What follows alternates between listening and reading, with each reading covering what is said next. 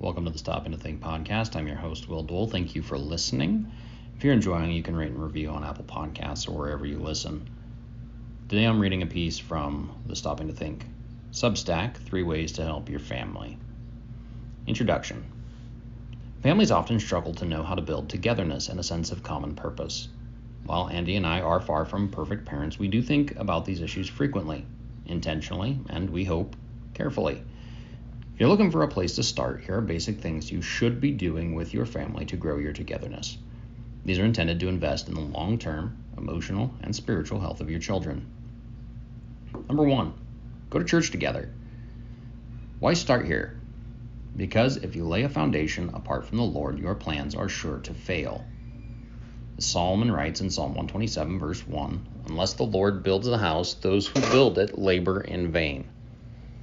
That reality might lead someone else to put something like family devotions or Bible reading in the top space. So why start with church attendance? Well, because I'm a pastor. No, that's not the real reason, and that's not what I put in the piece. I just wanted to say that. There's a number of reasons, real reasons. To begin with, it creates a weekly rhythm in which your entire family is doing something together. This is increasingly lost in our society. Simply having an activity which we participate in together on a regular basis is not part of many families' lives. All 3 points are going to be related to these regular rhythms of life together, but we start with church because it comes at the same time every week, but it is only once a week, and thus it is easy to establish once you decide to prioritize it. It's also important to start here because of the 3, it is the most important in absolute terms. Worship puts the other vital parts of earthly life into an eternal perspective.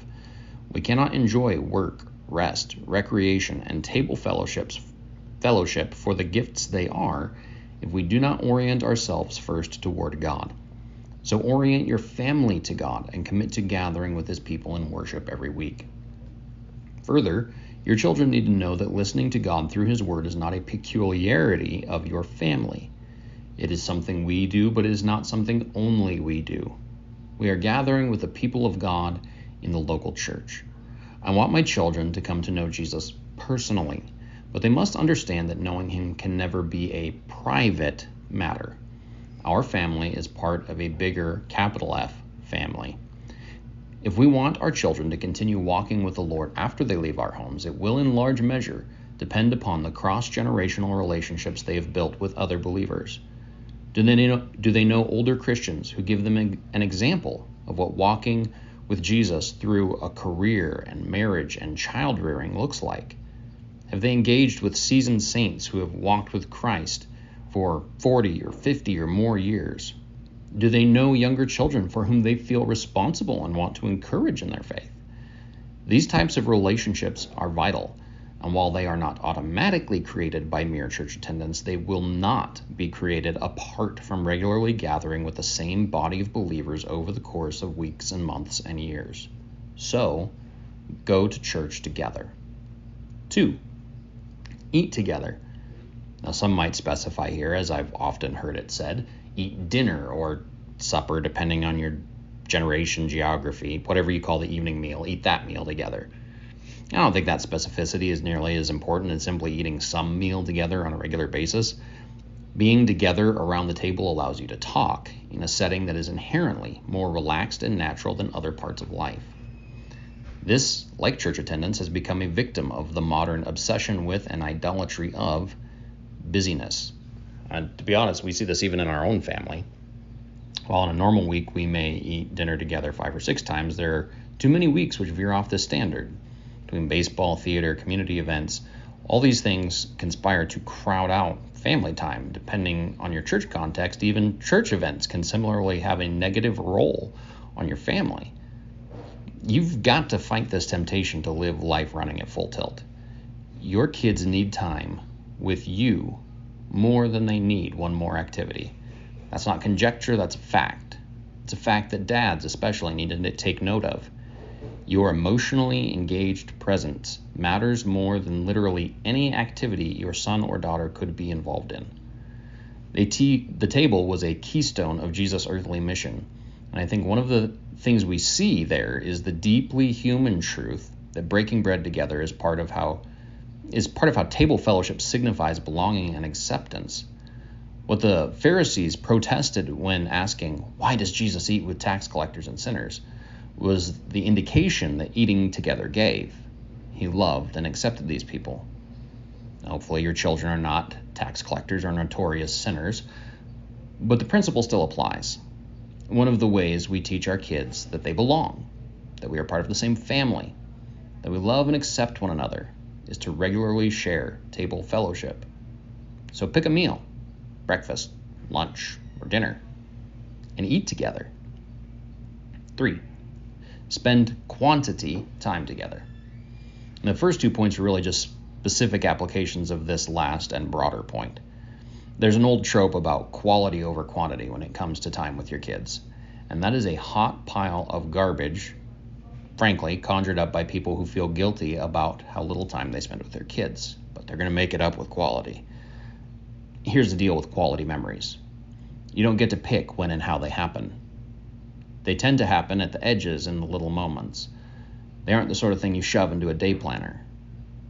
Quantity time creates quality time. I wrote those preceding 2 paragraphs last week, and now picking this back up after Father's Day, I'm even more convinced of their accuracy. My wife printed off a sheet of fun facts about Dad and had each of the kids fill them out for Father's Day. Besides making me turn into a teary and sentimental mess, they provided some real insights into how my kids receive love. One of the sections was about things they liked to do with Dad. None of them were special events, planned activities, or anything else that would typically land in the quality time category. It was tickle fights on the floor, spontaneous. Playing catch, again, spontaneous, at least in our house, just like you're both outside, like, hey, let's grab a ball and play catch. Talking, spontaneous and constant. In other words, it was normal and mundane activities, things that have piled up over time, that stood out in their minds. They like to hang out, they like to talk, they like to hear me say that they're my kids and I love them, which I do at least every night. Guys, this is not rocket science. It does, however, take intentionality. You have to decide to spend time with your family, as opposed to the 8,000 other, often important, things you could be doing. It has to be more important than your personal comfort and ease. I'm not saying ditch your hobbies or your friends. I'm actually more convinced than ever that you need to have the things in your life that you enjoy, and more convicted than ever that I need to invest in friendships. But I am saying that your family is more important. They're more important than any other people in your life because you have a duty before God to love your wife and live with her in an understanding way and to raise your children in the fear and admonition of the Lord. And these are things you cannot do absently and you cannot do by proxy. You just have to be there. Your intentional presence should bring its own form of stability, structure, and peace to your home. They're more important than your job, not because work doesn't matter, but because raising a godly family is the most lasting work you'll ever do. Spend time together playing. Spend time together reading. If you have a way to, spend time together working. This last one is especially important for boys, and I've got a footnote here. A huge part of why I was close to my grandparents growing up and into adulthood was because we didn't just go to their house to eat candy or play or sit in front of the TV. We did some of those, all 3 of those things, plenty of those things at their house. But when we were with them, we spent a lot of time working in the yard, helping with their small business, which was kind of gross, playing with maggots. As we got older, we were doing things like throwing and stacking hay bales or riding with my grandpa on his job patrolling the woods. We were seen as a valuable part of the household, even if we didn't actually live there most of the time. A good book to look at on this, on terms of like household economy, working together, is C.R. Wiley's book, Man of the House. Very worthwhile read. End footnote. Conclusion. Nothing here is radical or revolutionary, but it does take intentionality. You have to decide that investing in your family is important to you. And a lot of that will come as you realize how important it is for them and your profound responsibility before God to do what is best for them. These 3 things, going to church, eating meals, spending quantity time together, they're not exhaustive in terms of things you ought to be doing. But if one by one you can start to invest in your family this way, I think the results you see will be more than satisfying, and the process itself will be full of joy. A few headaches and gray hairs too, but mostly joy. This has been the Stopping to Think podcast. I'm your host, Will Dole. Thank you for listening. If you enjoy, you can find more at willdole.substack.com.